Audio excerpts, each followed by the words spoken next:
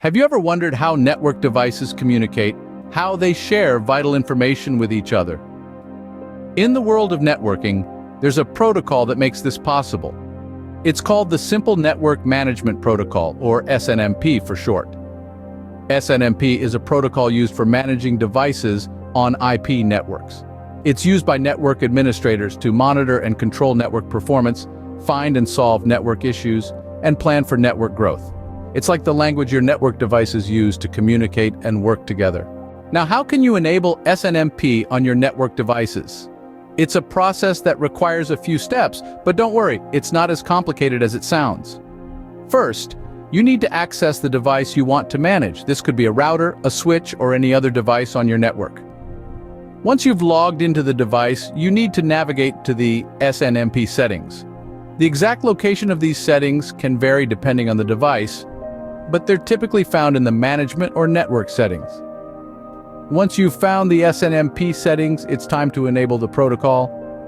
Look for an option that says Enable SNMP or something similar, click it, and SNMP will be turned on for that device. Next, you'll need to set up an SNMP community. This is essentially a password that will allow your network management system to communicate with the device. Choose a name for your community and enter it into the community string field. Make sure to keep this information safe, as anyone with your community string can access your device. Finally, you need to specify the SNMP version. There are 3 versions of SNMP: version 1, version 2, and version 3. Each version has its own advantages and disadvantages, but for most people, version 2 is the best choice. It offers a good balance between security and functionality.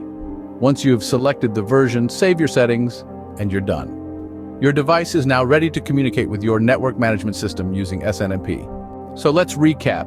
SNMP is a protocol used to manage and monitor network devices. It's like a language that allows your devices to communicate and share information. To enable SNMP, you need to access your device, find the SNMP settings, enable the protocol, set up a community, and specify the SNMP version. Once you've done all that, your device is ready to go. Remember, SNMP is a powerful tool, but with great power comes great responsibility. Always make sure to keep your community strings secure and only give access to those who need it.